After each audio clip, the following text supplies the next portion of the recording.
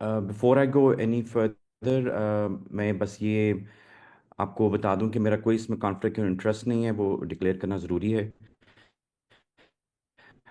और जो स्ट्रोक है वो इसलिए इम्पोर्टेंट है कि पहले स्ट्रोक के बारे में समझा जाता था कि ये एल्डरली का प्रॉब्लम है। अब जो डायनामिक्स हैं वो टोटली चेंज हो चुके हैं। और अगर मैं एग्जांपल देता हूँ कि अगर एक महफिल में 100 लोग बैठे हुए हैं तो उनमें से 25 any one over 25 years of age उनको ख़तरा है कि उनको ज़िंदगी में स्ट्रोक होगा। तो ये 1 in 4 की रेशो में आ गया है। And it's amongst the highest, it's one of the disease जिसका हाइस्ट मॉर्बिडिटी और मोर्टालिटी अब गिना जाता है। इसकी दो टाइप्स हैं। आज हम इस्केमिक स्ट्रोक के बारे में बात करेंगे। दोनों टॉपिक्स को इकट्ठा करना बहुत मुश्किल है, तो मैंने कहा मैं इस्केमिक स्ट्रोक और वो भी हाइपर एक्यूट स्ट्रोक के बारे में बात करूं। दुनिया के जो डेवलप है, क्योंकि यहाँ पे हमारे हाइपरटेंशन, डायबिटीज, स्मोकिंग और जो चीज़ें डेवलप होती जा रही हैं, लिवर फेलियर का भी इसमें आ जाता है, फिर इसमें रीनल फेलियर के इश्यूज आ जाते हैं। तो यहाँ पे हमारे वो उस तरह की जो डायनामिक्स हैं वो बहुत ज़्यादा हैं, और हमारी रेशो भी उसके लिहाज से ज़्यादा ख़राब होती जा रही है। और हमारे हेमरेजिक स्ट्रोक्स भी बढ़ते जा रहे हैं, और इस्केमिक स्ट्रोक तो अपनी जगह पे हैं ही। Without saying this, saying कि why stroke is important, just like acute coronary, acute stroke जब evolve करना शुरू करता है तो every minute that is passing approximately 2 million neurons will die. Now the biggest difference between the brain and the heart is कि जो heart है उसका muscle है, brain का neuron है। मसल की कैपेसिटी न्यूरॉन से कहीं ज़्यादा है टू रीजनरेट। अगर आप उसका टाइम को थोड़ा ज़्यादा भी कर देंगे तो वो रीजनरेट कर जाएगा। उसकी मॉबिलिटी भी फ़र्क है, क्योंकि ज़्यादा से ज़्यादा क्या होगा, अगर रीवास्कुलाइज कर भी जाए तो हार्ट फेलियर की तरफ जाएगा, विच इज़ मैनेजेबल। मगर स्ट्रोक का ये है कि अगर आप अच्छे टाइम पे चीज़ें नहीं करते और स्ट्रोक हो जाता है तो उसकी मॉबिलिटी भी बहुत ज़्यादा है, लाइफ लॉन्ग। और वो ना सिर्फ एक पेशेंट के लिए प्रॉब्लम है, वो पूरी फैमिली के लिए एक प्रॉब्लम है। अब couple of things we all need to know. उसमें ये है कि सबसे पहले तो आपको पता होना चाहिए कि फालिज को रिकग्नाइज कैसे करना है। तो उसका सिंपल एक्रोनिम है फास्ट, FAST।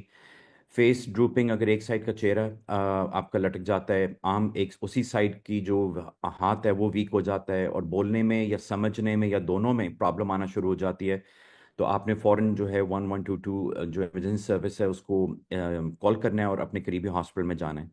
अब जिस तरह से मैं ये टॉक आगे लेके जाऊंगा तो आपको अंदाज़ा होगा कि आपको अपने एरियाज़ में ये सब चीज़ें डेवलप करनी होंगी। और फिर आपको पता भी होना चाहिए कि मरीज़ को किस हॉस्पिटल में भेजना है, ताकि उसका ये वक्त ज़ाया ना हो कि वो एक पहले छोटे हॉस्पिटल में जाए और फिर वहाँ से उसको शिफ्ट किया जाए, तो उसमें ये सारा टाइम निकल जाएगा।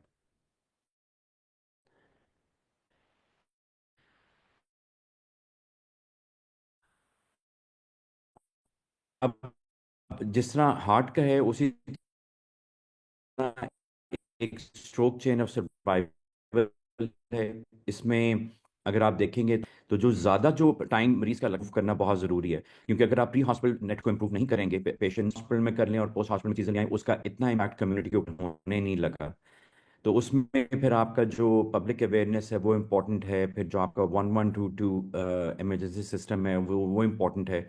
और इमरजेंसी सिस्टम का इंटेग्रेट होना बहुत ज़रूरी है। हमारा प्रॉब्लम ये है कि हमारा 1122 भी चल रहा है और फिलांथ्रोपिक सपोर्ट सिस्टम बहुत चल रहा है, विच इज़ गुड। मगर the efforts need to be made कि इनको इंटेग्रेट किया जाए विद वन डिस्पैच एरिया, ताकि अ, मरीज को और ये जो सारे लोग इसमें इन्वॉल्व हैं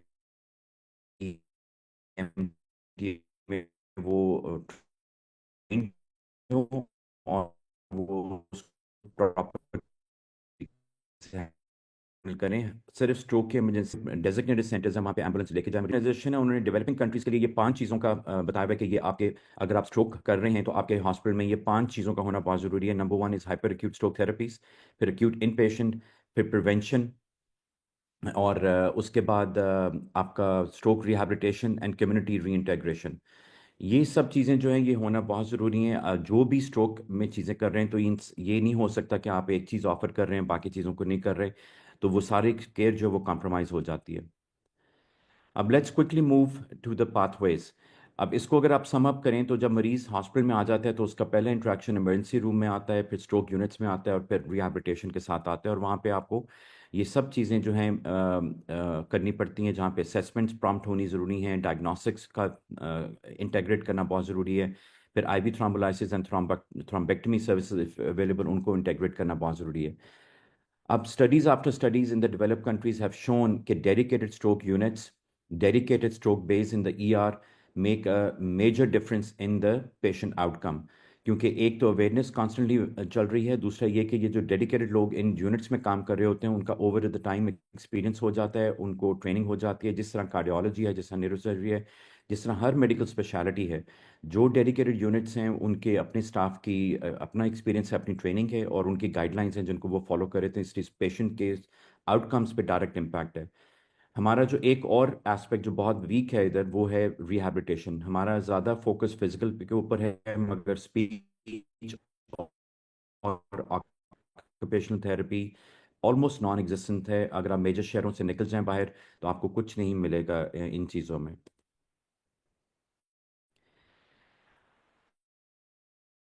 अब जो स्ट्रोक की चीज़ें हैं उसमें ऑब्जेक्टिविटी बहुत इम्पोर्टेंट है। अगर आप अब देखें नंबर 1 से लेकर 10 तक, हमारे जो मैं अभी थोड़ा सा एंड पे मेंशन करूंगा, जो हमारा पंजाब का एक प्रोग्राम चल रहा है, तो ये हम चीज़ों को फॉलो कर रहे हैं जिसमें we are trying to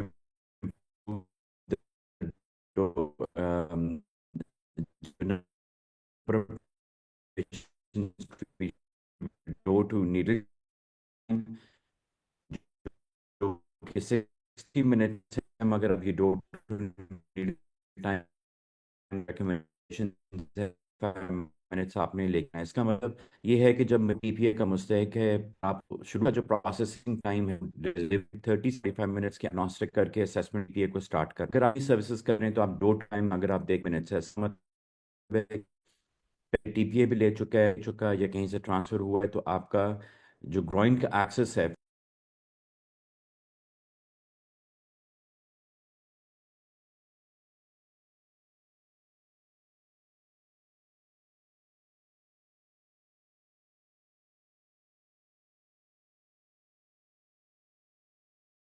I think कि ज़रा ब्रेक हो गया है डॉक्टर साहब का अपना कनेक्ट। अ, ये मैं किस स्लाइड पे रुका हूँ आपके लिए?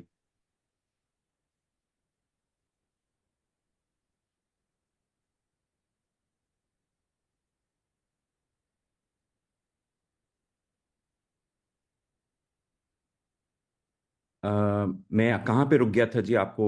ये आपकी clinical pathway stroke clinical pathway के आखिरी स्लाइड पे थे। जी, ये वाला होगा। ये वाला। जी, तो ये मैं मेंशन कर रहा था पहले कि जो अब गाइडलाइन हैं उनमें हम ये अपने ऑब्जेक्टिविटी को मीट कर रहे हैं। और हम लोग क्योंकि एक क्लाउड बेस्ड सिस्टम से लिंक्ड हैं, वर्ल्ड स्ट्रोक ऑर्गेनाइजेशन की तरफ से हमें मिला हुआ ये पंजाब के सेंटर्स के लिए, तो हमने ये सारे टाइमलाइंस को मीट करने और 60 मिनट्स के अंदर डोर टू नीडल टाइम आपका वो जो कि 30 से 45 मिनट्स आ चुका हुआ है। अगर टिमीज कर तो 90 से 120 मिनट्स, कितने मरीजों की इमेजिंग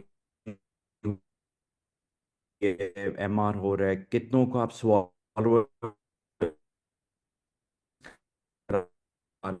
प्रॉपरली, और बाकी स्ट्रोक मिजों का फिब्रिलेशन या स्ट्रोक एटियोलॉजी में आप कितनों को एंटीकोगुलेंट्स पे डाल रहे हैं, कितनों को स्टैटिन्स पे डाल रहे हैं, वो सारी चीज़ें आपकी बहुत।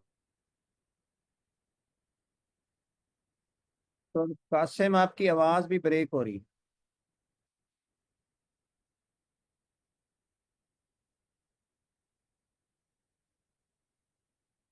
डॉक्टर कासिम आपकी आवाज भी ब्रेक हो रही है। और वो जो क्लिनिकल स्ट्रोक पाथवे था ना, वहां से ही ब्रेक हुई है।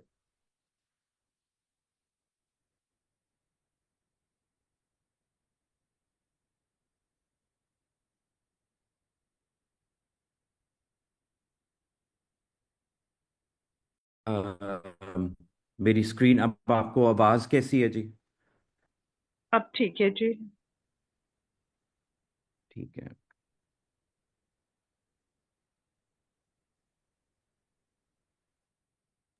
You're audible and we can see the screen.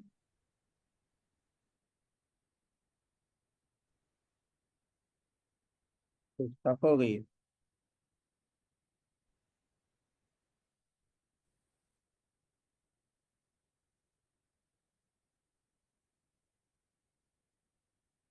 ठीक। जी तो अब मैं अगर आगे जाऊं इसमें तो जब सरकारी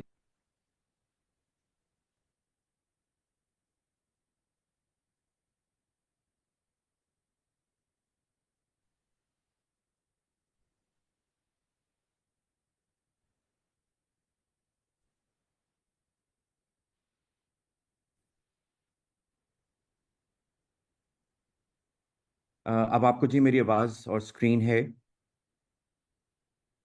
जी जी, आवाज आ जाती है लेकिन ब्रेक हो जाता है। अ, ये फिर इंटरनेट में कोई मसला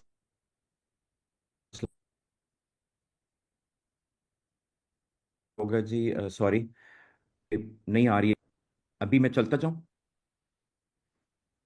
जी, आवाज आती है फिर ब्रेक हो जाती है। अब तो आ रही है। Audible, you are audible and screens are visible. ठीक। ठीक है। तो जी let's start with the patient. जो पहला पाथवे आता है, मैंने आपको क्लिनिकल पाथवेज बताए थे, उसमें पब्लिक अवेयरनेस का बड़ा इंपॉर्टेंट कंपोनेंट है, क्योंकि मरीज 85% से ज़्यादा टाइम बाहर से ही स्ट्रोक होगा। इन हॉस्पिटल स्ट्रोक्स जो हैं वो अभी हमारे उतने डेवलप हुए नहीं है इंस्टीट्यूशंस में अक्रॉस द कंट्री जिस तरह बाहर को में होता है। और तो हमारा जो इन पेशेंट स्ट्रोक जो कैप्चर है वो बिल्कुल नेग्लिजिबल है। तो इसमें इसमें जो इम्पोर्टेंट चीज़ें हैं वो ये है कि एटलीस्ट 2 से 3 आपकी पब्लिक अवेयरनेस कैंपेन्स किसी भी हेल्थ केयर के ऊपर अगर होंगी तो वो कम्युनिटी में रिटेंशन होगी, पहली बात। दूसरा ये कि लोगों को इवन स्कूल्स में, मीडिया के थ्रू, कॉलेजेस में रिस्क फैक्टर गाइड करना बहुत ज़रूरी, क्योंकि अगर रिस्क फैक्टर्स आप कंट्रोल कर लेते हैं तो आपकी प्राइमरी प्रिवेंशन बहुत इंप्रूव कर जाती है। अर्ली ट्रीटमेंट के बारे में लोगों को बताना और उसकी अवेलेबिलिटी के बारे में बताना भी इंपॉर्टेंट है। फिर स्ट्रोक सेंटर्स की लोकेशन कहाँ पे है आपके एरियाज में, उनको बताना भी ज़रूरी है। एजुकेशन मटेरियल जो हैं, अब तो क्योंकि सोशल मीडिया के दौर है तो अब मेरे ख्याल में ज़्यादा पैम्फलेट्स और उन चीज़ों की ज़रूरत नहीं होती, मगर ये है कि अगर आपके ऑन साइट कैंपेन्स और सोशल मीडिया के थ्रू या मीडिया के थ्रू अगर हो रही हैं तो वो ज़्यादा इफेक्टिव हैं। और जो हेल्थ केयर प्रोफेशनल जिसमें डॉक्टर्स बहुत इंपॉर्टेंट हैं across the all disciplines, nursing staff, lady health officers का बहुत बहुत मेजर एक इम्पैक्ट आता है, जो कि हम एक छोटा सा एक्सपेरिमेंट कर रहे हैं भक्कर एरिया में, तो हमें वहाँ से भी पता चल रहा है कि लेडी हेल्थ ऑफिसर्स का अवेयरनेस में बहुत एक इफेक्टिव रोल क्रिएट किया जा सकता है। अब गोइंग टू द ट्रांसपोर्ट, उसमें जो पहली चीज़ है कि जब ईएमएस इमरजेंसी सर्विसेज आपका वो मरीज लेके आते हैं ईआर में, तो वो उनकी जो एंड पे जो असेसमेंट्स हैं वो तो अपनी है, मगर जब ईआर में मरीज आ जाता है तो, और ये जो चीज़ है ये आपकी स्ट्रोक के साथ और भी आप जो एक्यूट इमरजेंसी तो उसमें करें कि आपकी जो टीम्स हैं वो डेडिकेटेड हों, उनको अपना रोल का पता हो। हर नर्स को अपना रोल पता हो कि स्ट्रोक का मरीज आ गया तो उसने क्या करना है, जिसमें उसने पेरिफेरल आईवीज लेनी है, वाइटल्स चेक करना है, ग्लूकोज चेक करना है। जो ऑन कॉल ड्यूटी डॉक्टर है और उसका सीनियर उसके ऊपर है, उन सब का रोल हो। जिस तरह एक आप कोड चलाते हैं उसी तरह स्ट्रोक को भी आप कोड के तरीके से चलाएं। एक टीम लीडर होता है और जो सारे टीम मेंबर्स को कोऑर्डिनेट करता है, और इंक्लूडिंग रेडियोलॉजी, पैथोलॉजी। और इस तरह आप टाइम को बचाते हैं और इस तरह ही आप 30 से 45 मिनट्स टीपीए की थ्रोम्बोलाइसिस में ले आते हैं या थ्रोम्बेक्टमी के लिए मरीजों को ले जाते हैं। मगर टीम की कोऑर्डिनेशन जो है वो बहुत इंपॉर्टेंट है। अब ये एक पाथवे है, ये हम लोग अब यूज़ कर रहे हैं, जो हमारे स्ट्रोक सेंटर्स ने ये क्रिएट किए हुए हैं, जिसमें एक पूरा एक लॉगरिथम है जिसमें आप इंफॉर्मेशन फीड करते जाएं और then you can figure out कि मरीज जो है वो कैंडिडेट है या नहीं है। और इस अगर आप टीपीए की या टेनेक्टिप्ले, जो कि अब जुलाई में इंशाल्लाह पाकिस्तान आ जाएगा, उसकी अगर आप इंडिकेशंस में देखें तो इंडिकेशंस उसकी सिर्फ 4 ही हैं, मगर जो एक्सक्लूजन क्राइटेरिया है वो काफ़ी बड़ा है। और वो जो आप जब करना शुरू करते हैं तो वो इतना ओवरवेलमिंग नहीं है बिल्कुल भी। और वो अब तो ऐप्स भी आ गई हैं, सारा कुछ है, तो उसमें भी आपको 2 से 3 मिनट्स लगते हैं टू स्क्रीन अ पेशेंट कि वो एलिजिबल है या नहीं है। एंड मगर ये सारा एक स्क्रीनिंग प्रोसेस से आपको गुजरना पड़ता है, जो कि न्यूरोलॉजी अपना रोल प्ले करती है इधर। अब जो एक और चीज़ है वो ईआर को लिंक करना स्ट्रोक टीम के साथ, न्यूरोलॉजी डिपार्टमेंट के साथ, एंडोवास्कुलर के साथ, तो उसमें एक हर इंस्टीट्यूशन का डेडिकेटेड एक नंबर होना चाहिए जो कि पब्लिक के पास नहीं होगा और ना ही होना चाहिए। और ये जो नंबर है वो ईआर की टीम डायरेक्ट उस पर इंफॉर्मेशन पास करे और उनसे कम्युनिकेट करे ताकि जो आपका जो रिस्पांस टाइम है वो मिनिमल हो। और ये ज़्यादातर जो हम लोग कर रहे हैं ज़्यादातर इस वक्त व्हाट्सएप कर रहे हैं। व्हाट्सएप क्योंकि हमें फ्री मिल जाता है तो हम ये कर रहे हैं, मगर मेरी नज़र में ये medical legal complications, medical legally इतना इफेक्टिव टूल नहीं है।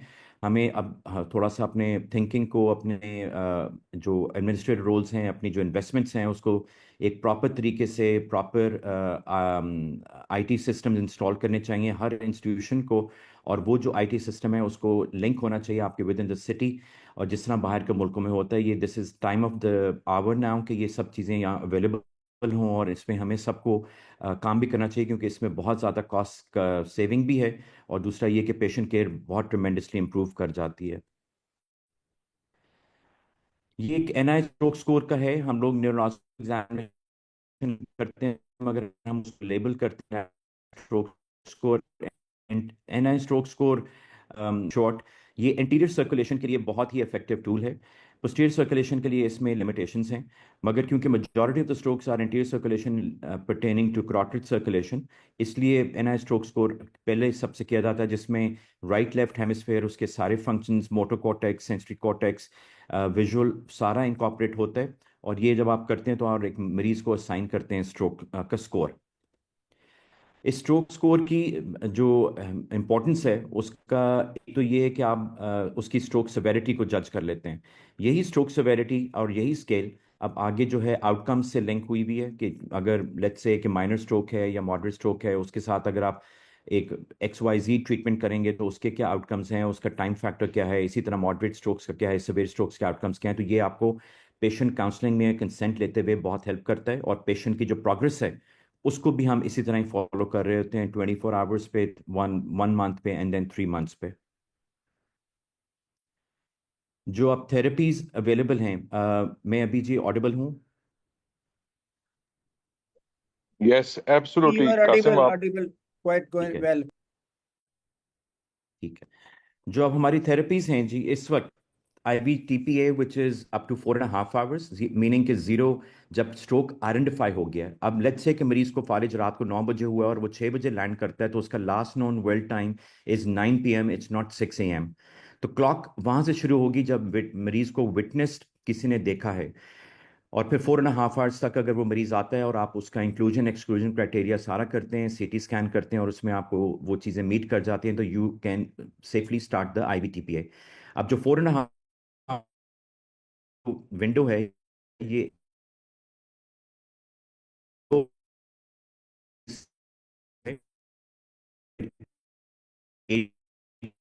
80 से ऊपर एज चली जाती है and the patient is diabetic और एनी पे आ जाती है, तो इसमें तो cut off, sorry, 4.5 hours if you are 80 years and below, and you are 80 and above in general, तो द टाइम विंडो है। इसको याद करना बड़ा आसान है, आपका 0.9 mg/kg है और मैक्सिमम 90 है। और इसमें जो, तो आप अगर नंबर 9 को बस याद रखें तो वो काफ़ी है। तो 0.9 mg/kg 90। और इसका एक और जो चीज़ है जो पाकिस्तान में टीपी आ रही है वो 100 mg की आ रही है। तो उसमें ये भी आपको अंदाज़ा हो जाएगा कि जब भी आप डोज कैलकुलेट करेंगे और बनाएंगे तो उसमें 10 mg ज़ाया हो जाएगी।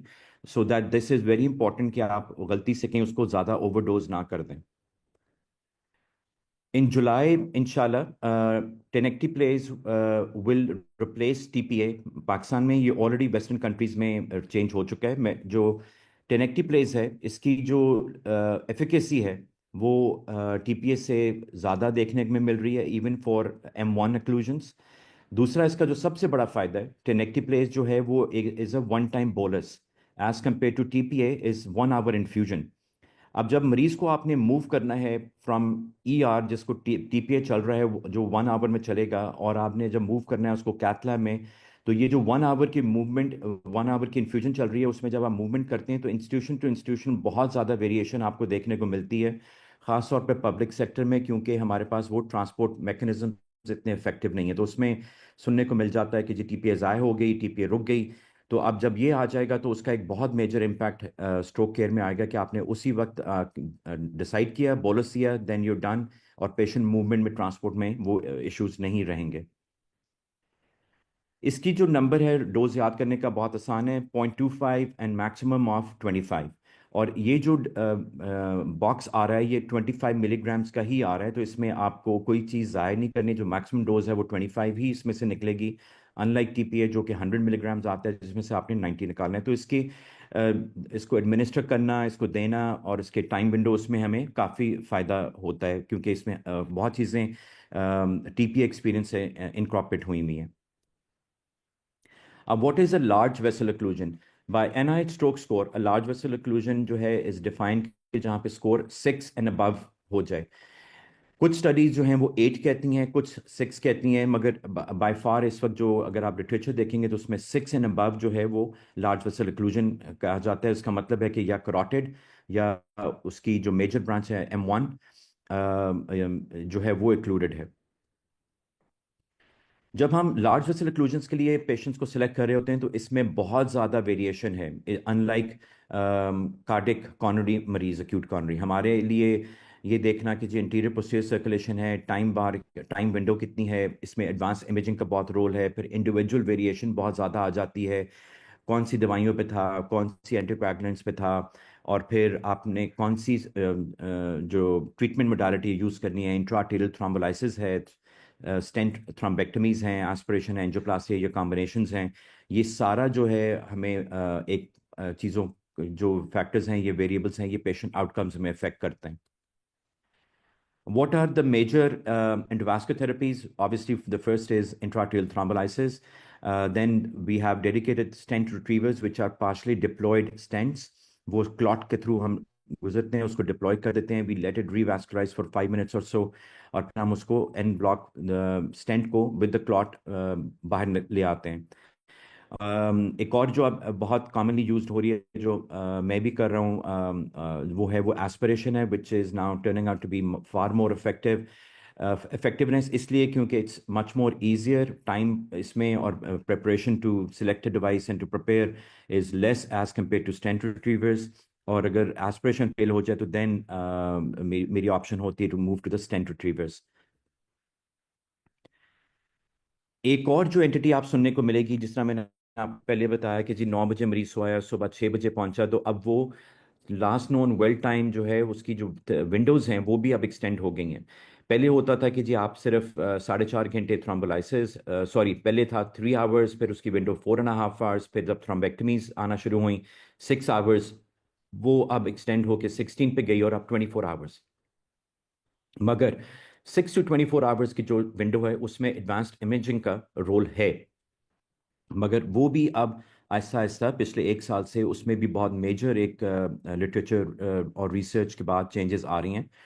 दिस इज सीटी परफ्यूजन, सीटी एंजियोग्राफी। अगर आप इस मरीज का देखें तो ये एक सीटी स्कैन के बाद फौरन आप सीटी एंजियो करते हैं और साथ ही सीटी परफ्यूजन करते हैं। Again I am not going to spend a lot of time here to make you understand कि इसकी पैथोफिजियोलॉजी, इसकी कैसे यूटिलिटी है, मगर जस्ट टू टेल यू, तो इसमें अगर आप एक पिक्चर देखें जहाँ पे लिखा हुआ है मीन MTT इंक्रीज और वो सारा एरिया रेड हुआ हुआ है, फिगर D, तो that is how a penumbra, meaning कि जो टिश्यू जो अभी डैमेज नहीं हुआ वो आपको नजर आ रहा है सीटी परफ्यूजन पे, और इसकी सीटी एंजियो पे विच इज फिगर F, उसमें आपको नजर आ रहा है कि बैज़लर ओक्लूजन हुई हुई है। तो इससे आपको पता चल जाता है कि जो रेड एरिया है वो सारा पोस्टीरियर सेरेब्रल आर्टरी की टेरिटरी है और बैज़लर ओक्लूजन सीटी एंजियो पे है। तो this is a perfect case for neuroendovascular, और इधर थ्रोम्बोलाइसिस इतना इफेक्टिव नहीं होगा क्योंकि this is a large vessel occlusion. Last few years, a lot of जो stroke centers हैं across the world, जो developed countries में, they have been moving away from advanced imaging and concentrating more on trying to figure out कि क्या आप plane सीटी brain से क्या आप ये सब चीज़ें आइडेंटिफाई कर सकते हैं। और उसके बाद ये एक एस्पेक्ट स्कोर है जो निकला, और अब जो काफ़ी सेंटर्स हैं वो सिंपल प्लेन सीटी ब्रेन पे एस्पेक्ट स्कोर को यूज़ कर रहे हैं। और ये जो टाइम लगता है सीटी परफ्यूजन पे और MRI कराने में, और ये हर इंस्टीट्यूशन के पास पहली बात, फैसिलिटीज़ अवेलेबल भी नहीं होती हैं, और अगर होती भी हैं तो उसको इंटेग्रेट करना सिस्टम के साथ इतना आसान भी नहीं है, ख़ास तौर पे in developing countries. So what is an aspect score?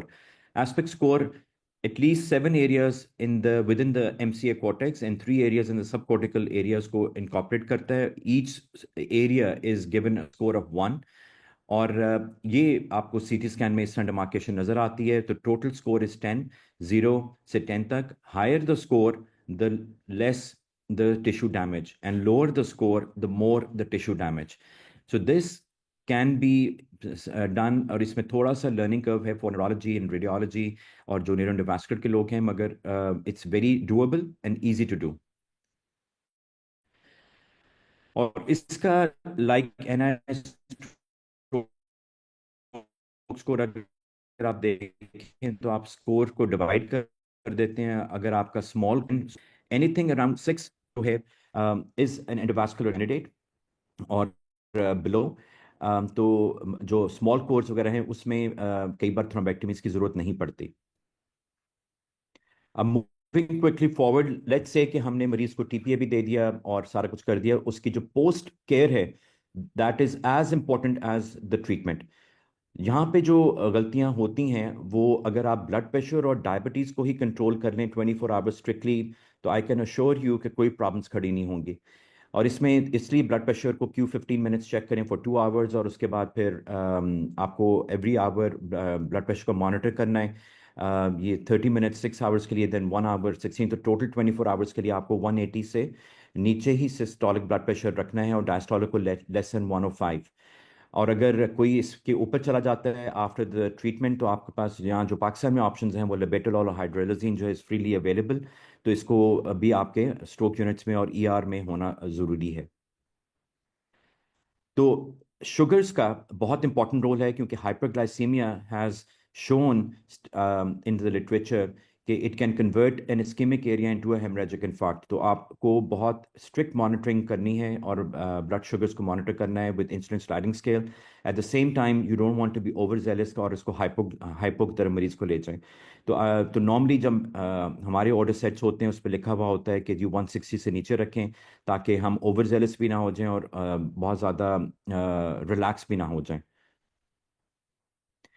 अब इसके बाद जब ये चीज़ें आती हैं तो आपका एडमिशन ऑर्डर्स का स्टैंडर्डाइज करना बहुत ज़रूरी है।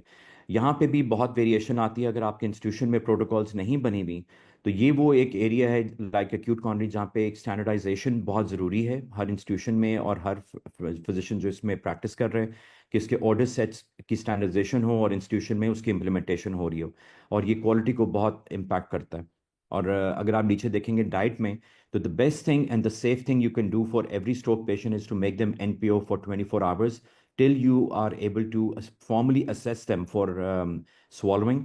और पेशेंट की अलर्टनेस के ऊपर आप बिल्कुल ना जाएं, उसके swallowing mechanisms पे देखें, स्पेशली विद सेमी सॉलिड्स, क्योंकि अगर वो एस्पिरेट कर रहा है थोड़ा सा भी रिस्क है। The last thing we want to do as practicing physician is to convert a stroke within aspiration pneumonia, और वो पूरी दूसरी तरफ बात चली जाती है।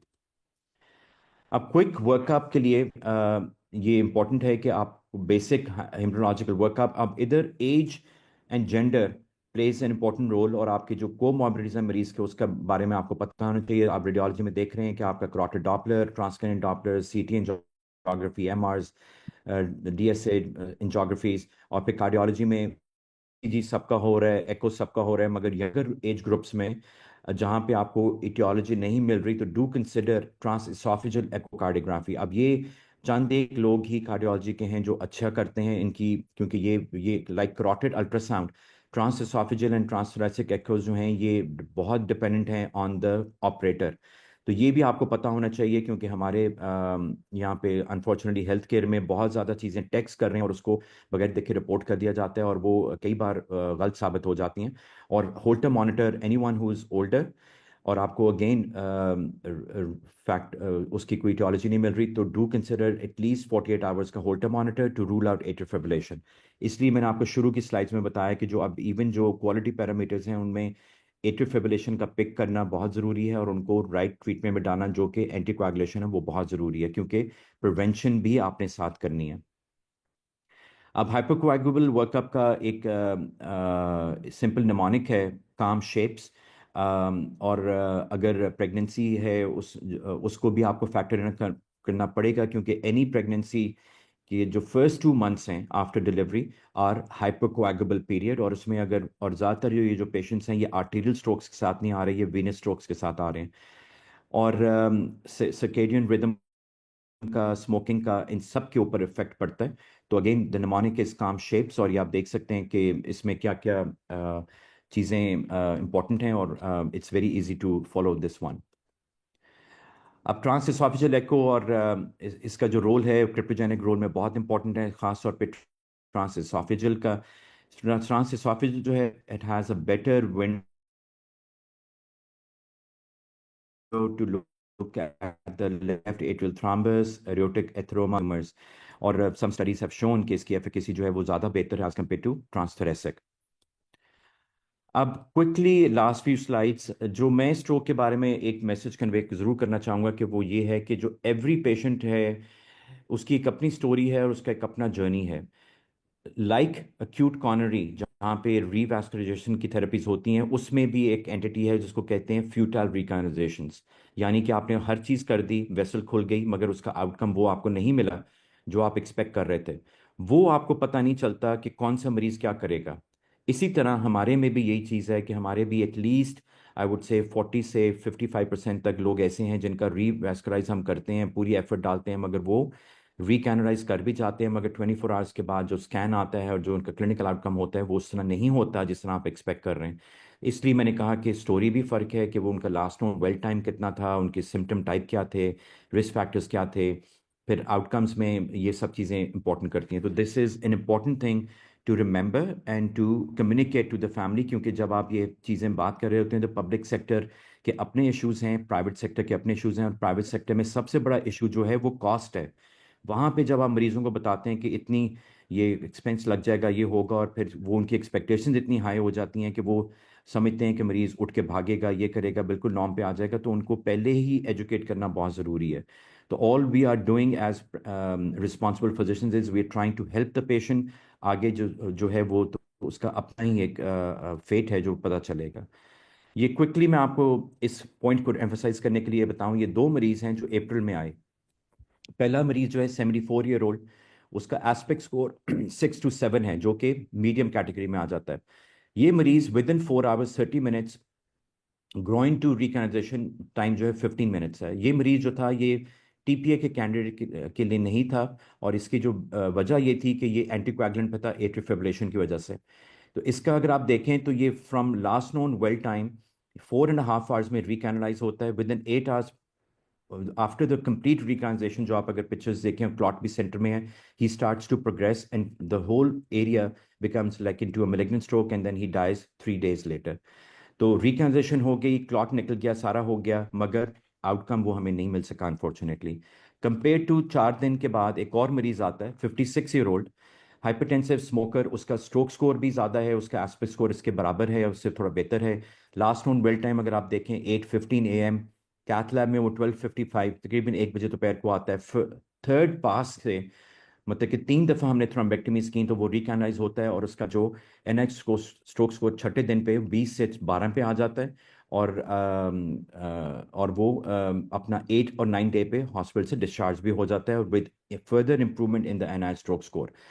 तो again every patient different story, different journey.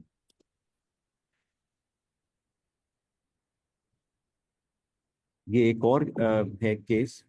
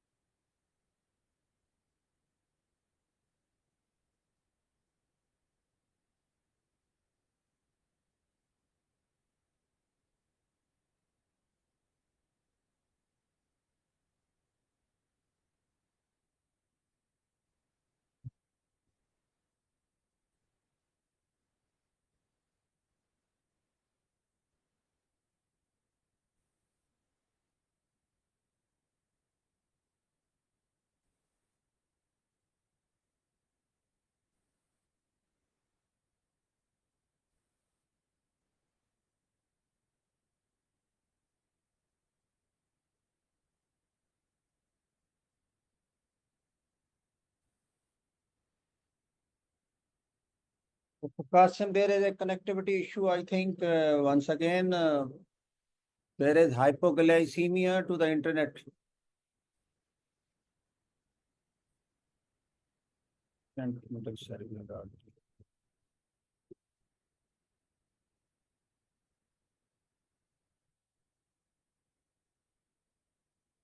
Sorry, जो लास्ट वीडियो वो शायद रुक गई, मगर मैं आपको भी एक न्यूरो साइंस में हमारा भी केस हुआ 2-3 दिन पहले। वहाँ पे ये मरीज आता है with N I stroke score of 19, 56 year old. Within the TPA window he gets IV TPA, और उसके बाद फिर इसको कैथ लैब में हम लेके जाते हैं, और अगर आप इसकी रिकैंजेशन होती है, और अगले दिन जो इसकी इम्प्रूवमेंट भी होना शुरू हो जाती है। और सीटी स्कैन जो अगर आप देखें तो इसका luckily instead of a malignant MCA stroke, इसका सिर्फ इंफीरियर डिवीजन में एमसीए में आपको, और बेसिक गैंग्लिया जो लेंटिक साइड उसमें स्ट्रोक की एवोल्यूशन नजर आई है। जो सुपीरियर डिवीजन है वो स्पेयर हो जाता है, थोड़ा सा हेमरेजिक ट्रांसफॉर्मेशन है जो कि क्लिनिकली एसिम्टोमेटिक है। तो दिस इज एन एग्जांपल जहाँ पे मैं आपको बता रहा था कि एवरी जर्नी इज़ डिफरेंट, मगर इसकी भी इम्प्रूवमेंट अब इन द लास्ट 72 आवर्स बहुत बेहतर होना शुरू हो गया है। इंफीरियर डिवीजन ज़्यादा इन्वॉल्व हुई है, सुपीरियर बच गई है, he is able to follow commands, leg की स्ट्रेंथ बेहतर हो गई है। आर्म का विद टाइम हमें अंदाज़ा होगा, मगर again recent case from a public sector. अब मैं इसमें नहीं चाहूँगा ताकि मैं थोड़ा सा टाइम आपको क्वेश्चंस के लिए भी छोड़ दूँ, मगर हमारे यहाँ पे चैलेंजेस बहुत ज़्यादा हैं लो इनकम कंट्रीज़ में। हमारा एक सबसे बड़ा जो एक चैलेंज है वो ये है कि हमारे 2 सिस्टम्स क्रिएट हो गए। और उसका मतलब ये है कि इमरजेंसी में कार्डियोलॉजी सेपरेट एक इंस्टीट्यूशन के तौर पे खड़ी हो गई है, और एक बाकी जो रेस्ट ऑफ द बॉडी है उसके लिए इमरजेंसी सिस्टम फ़र्क है। सिर्फ चंद एक ही कार्डिक डिपार्टमेंट्स हैं जो कि मल्टी डिसिप्लिनरी के अंदर एग्जिस्ट कर रहे हैं। तो उसमें जब आप पब्लिक के पास जाते हैं, ट्रांसपोर्ट के पास जाते हैं, डॉक्टर्स के पास जाते हैं, आप उनको एजुकेट करने की कोशिश करते हैं, तो फिर एक बहुत बड़ा चैलेंज क्रिएट होता है कि ये मरीजों ने कहाँ रिस्पॉन्ड करना है, और किधर जाना है, ट्रांसपोर्ट ने क्या करना है। सारी दुनिया में एक ही इमरजेंसी होती है। आप न्यूयॉर्क में लैंड कर जाएंगे तो एक ही इमरजेंसी है, वहाँ पे सारे डिसिप्लिन के लोग होंगे। इंग्लैंड लंदन में लैंड कर जाएं, वहाँ पे भी यही होगा। चाइना में लैंड कर जाएं, यही होगा। Unfortunately Pakistan is very unique, क्योंकि ये सिस्टम और कहीं एग्जिस्ट नहीं करता, और ये एक बहुत बड़ा एक चैलेंज है। अब last few slides are about the हमारा जो प्रिवेंशन स्ट्रोक मैनेजमेंट सेंटर है पंजाब में। It was notified in October 23, it was functional in April of 2024। जो हमारा इसमें मल्टीटास्क चीज़ें हैं to create primary stroke centres, comprehensive stroke centres जहाँ पे थ्रोम्बेक्टमीज भी होंगी। स्टार्ट एंडोवास्कुलर ट्रेनिंग प्रोग्राम जो शुरू हो गया है recently, we launched at PIMS another program SNAP, stroke nurse advanced practitioner, to bridge the gap जो हमारा न्यूरोलॉजी की शॉर्टफॉल है एचआर में across the country. For a population of 250 million plus, there are only 450 or 60 neurologists. Same number, थोड़ा सा ज़्यादा neurosurgeons का। तो ये एक बहुत बड़ी एक एचआर डेवलपमेंट हमारे ज़िम्मे है। और अगर आप WHO का देखें कि कितना वन न्यूरोलॉजी तो कितना टू पॉपुलेशन, उसमें हम बहुत पीछे हैं। एनीवे अभी तक हमारे अल्हम्दुलिल्लाह 13 सेंटर्स क्रिएट हो गए हैं। जो 2 सेंटर्स मार्क हुए हैं वे मेयो एंड DHQ गुजरांवाला, ये भी ऑन होल्ड हैं रीवैम्प और सीटी स्कैन की वजह से। रीसेंट लॉन्च हमारा भक्कर था। अब अगले 2 महीनों में हमारा टास्क है 4 और सेंटर्स का, जिसमें 2 पीडियाट्रिक्स हैं, और DG खान, फिर सरगोदा, सियालकोट, सॉरी साहिवाल। तो ये 4-5 और सेंटर्स इसमें भी प्राइमरी स्ट्रोक सेंटर्स में ऐड होंगे, और प्राइमरी स्ट्रोक सेंटर्स पे टीपीए की अवेलेबिलिटी होगी। और इससे हम काफ़ी ये इम्पैक्ट अब ऑलरेडी देखने लग गए हैं कि मरीजों का जो अननेसेसरी ट्रांसफर्स हो रहा था शहरों, लाहौर की तरफ या बड़े शहरों जहाँ पे टीपीए अवेलेबल है, वो हमें कम होता हुआ नजर आ रहा है।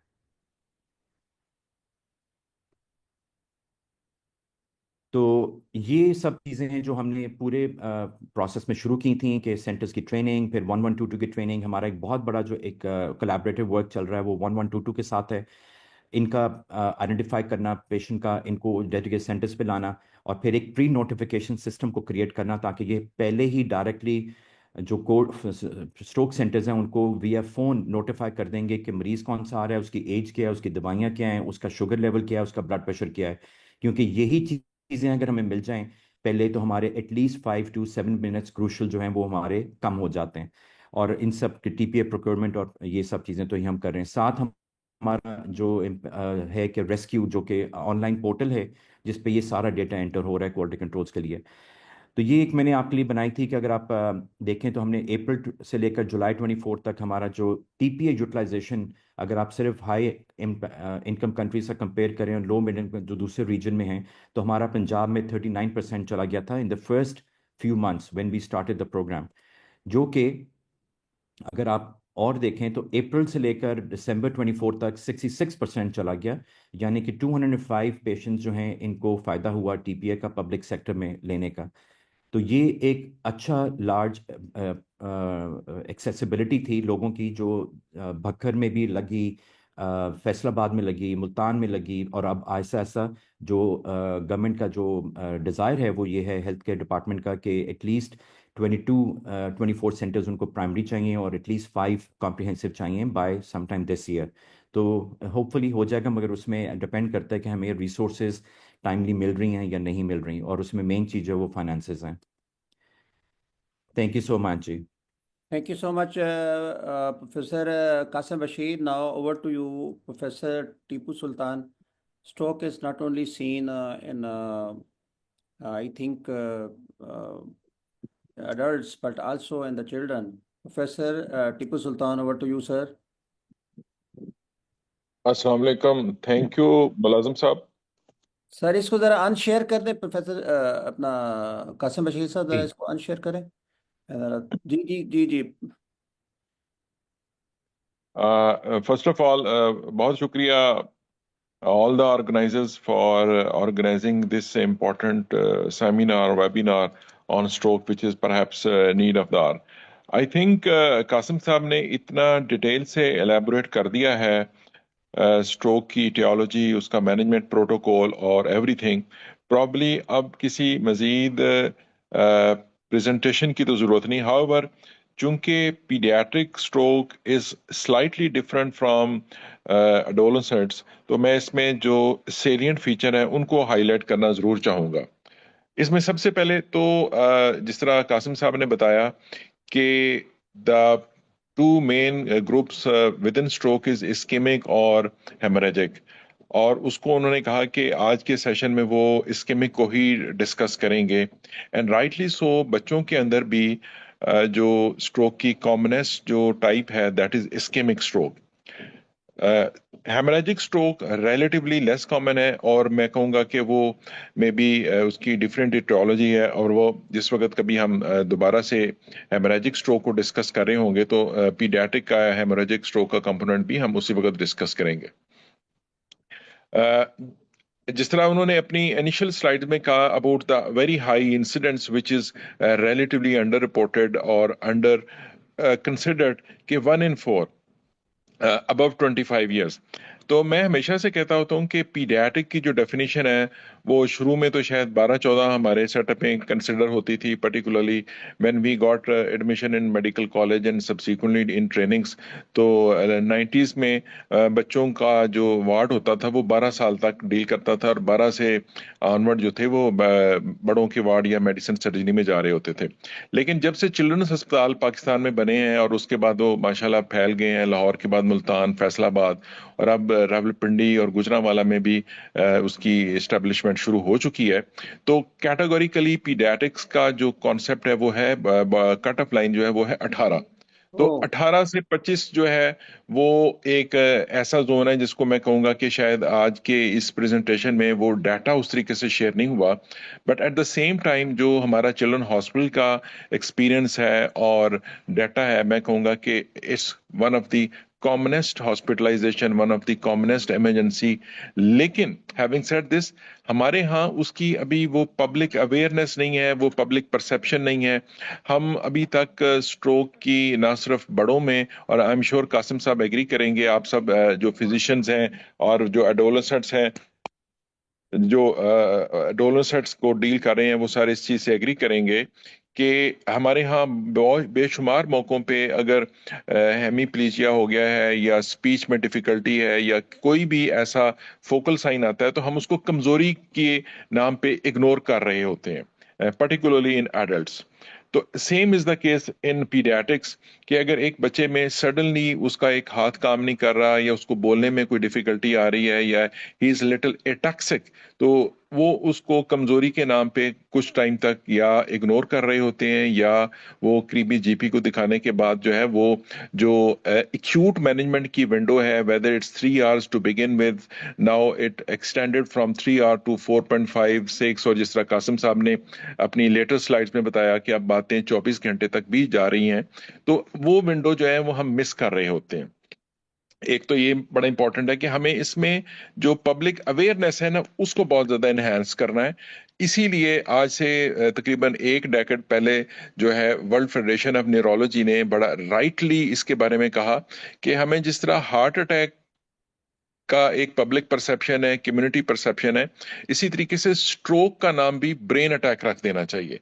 अगर हम ये करने में कामयाब हो जाएं अपने माशरे में, तो मैं समझता हूं कि एक जो लेमैन है, whether it's in bigger cities और somewhere in the peripheral area, तो ब्रेन अटैक पे उसकी जो परसेप्शन है वो डिफरेंट हो जाएगी। वो जल्दी उसको मेडिकल अटेंशन में लेके आएगा, पीडियाट्रिशियन को या प्रैक्टिशनर को या ईआर में लेके जाएगा। तो ये तो पब्लिक परसेप्शन करने के लिए जरूरत है। दूसरा मैं ये कहूंगा कि जिस तरह मैं इनिशियल उस वक्त 2023 में जब कासिम साहब सारी एफर्ट कर रहे थे with government of Punjab health department regarding the availability of this innovative medicine regarding the stroke programme, तो मैं चंद मौकों पे उनके साथ उनकी एफर्ट का आई विटनेस हूँ। तो मैं समझता हूँ कि ये एक चेंज मेकर थेरेपी या चेंज मेकिंग प्रोग्राम था जो पंजाब में शुरू हुआ और अब ग्रेजुअली स्प्रेड कर रहा है। और फ्यू मंथ्स बैक मेरी कासिम साहब से मुलाकात हुई थी regarding the establishment of stroke corner or stroke bay in the ER of Children's Hospital in pediatric patient as well, because we strongly feel, though yet it is not approved to that extent, लेकिन जो age group 12 से 18 वाला है उसमें हम इसको consider कर सकते हैं, क्योंकि हमें बहरहाल स्ट्रोक के पेशेंट देखने को बहुत फ्रीक्वेंटली मिलते हैं। तो 12 से 18 का एक एज ग्रुप है, और 12 से 2 तक अगर मैं दूसरा एज ग्रुप में डिवाइड करूं, और 2 से नीचे तीसरे एज ग्रुप में डिवाइड करूं, तो मैं समझता हूं कि 12 से 18 वाला एज ग्रुप है, सर्टनली उसमें इसकी एक पॉसिबिलिटी है।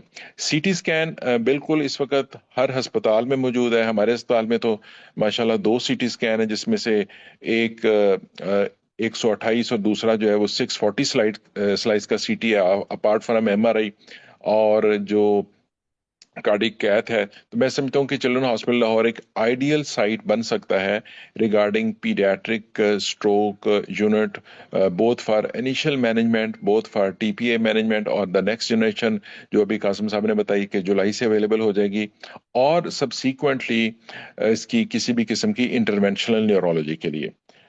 I still remember and witness about 2 decades back जब लाहौर में जो लाहौर जनरल हॉस्पिटल के एक आई वुड से कि न्यूरोलॉजी में जो इंटरवेंशन करते थे, दो by qualification he is a radiologist, उन्होंने इस पे काफ़ी काम किया हुआ है। वो पिंस में I am talking about referring to doctor Umair Rashid साहब, तो उन्होंने उस दौर में चंद मरीजों की ये जो प्रोसीजर थे वो इसमें किए थे चिल्ड्रन हॉस्पिटल में।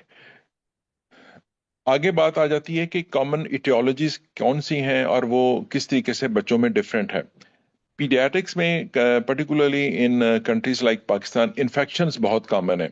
तो जो बहुत छोटे बच्चे हैं उसके अंदर जो बर्थ रिलेटेड प्रॉब्लम्स हैं, hypoxic ischaemic encephalopathy, sepsis, meningitis, वो कॉमनेस्ट रीजंस हैं स्ट्रोक की इन स्मॉलर चिल्ड्रन। और जो बड़ा एज ग्रुप है जिसको मैंने कहा कि 2 साल से लेके 12 साल तक एज ग्रुप है, उसमें कुछ सिस्टेमिक इलनेसेस हैं जिसके अंदर आई वुड से कार्डियोवास्कुलर हैं, उसके अंदर जीआई और जो रीनल कॉजेस हैं। कार्डियोवास्कुलर उसमें मैं टॉप पे रखूंगा, क्योंकि जितनी कार्डिक एनॉमलीज, कॉन्जेनिटल एनॉमलीज हैं जिनके अंदर स्ट्रोक लाइक टेट्रोलॉजी वगैरह हैं, इनमें स्ट्रोक के खासा सिग्निफिकेंट इंसिडेंट्स हो रहा होता है, और वो बच्चे हमारे पास रिपोर्टेडली प्रेजेंट भी कर रहे होते हैं। कोएगुलोपैथीज रिलेटिवली लेस कॉमन है, लेकिन एक नई एंटिटी जो हम समझता हूं कि बताने की ज़रूरत है अपने सुनने वालों को, पीडियाट्रिशियंस को या प्रैक्टिशनर्स जो भी इस वक्त सुन रहे हैं, और बाद में जिस तरह आप फरमा रहे थे कि रिकॉर्डिंग पे बच्चे सुनते हैं, कि जो वक्त के साथ साथ जब हमारे पास मोडेलिटीज़ इंक्रीज हुई, जिसमें MRI, MRA और CT एंजियोग्राफीज, तो बहुत सारी ऐसी जो कॉन्जेनिटल मैलफॉर्मेशंस या ऐसी एनॉमलीज हैं जो एट सम स्टेज स्ट्रोक के साथ प्रेजेंट कर रहे होती हैं, जिसमें कॉमनेस्ट मैं मिसाल दूंगा कि अगर कोई बाय बर्थ एक स्टीनोज्ड वेसल है या एक एब्सेंट वेसल है या डेवलप हो रही है because of some underlying immune mediated mechanism like moya disease, तो ये तमाम चीजें जो हैं ये एट सम स्टेज स्ट्रोक का मूजब बन रही होती हैं। कोएगुलोपैथीज जो है like protein C, protein S deficiencies या एंटी कार्डियोलेपिन, और ये तमाम जो है ये रिलेटिवली लेस कॉमन है। जो हीमोफीलिया है वो जाहिर है वो हेमोरेजिक की तरफ जाता है, तो उसकी चूंकि हमने शुरू में ही बात कर ली कि उसके लिए एक अलग सेशन रिक्वायरमेंट है, तो उसकी हम बात इंशाल्लाह नहीं अगली करेंगे। अगली दफा एक जी इकट्ठा सेशन जी करेंगे इंशाल्लाह। जी जी जी। इंशाल्लाह। तो थ्रोम्बोसिस जो ये इस्केमिक स्ट्रोक है, इसकी ये कॉमन रीजन है जो कार्डियोवास्कुलर आती हैं। बाकी जो मैंने बताया कि सिस्टेमिक रीजंस हैं जिसके अंदर रीनल कॉजेज भी हैं और लिवर रिलेटेड कॉजेज हैं, वो भी इन बच्चों में खासी कॉमन होती हैं, but not up to the extent of जो एडल्ट्स हैं। जो 12 से 18 साल तक का एज ग्रुप है उसमें ऑफ कोर्स इटियोलॉजी थोड़ी सी और डिफरेंट हो रही होती है।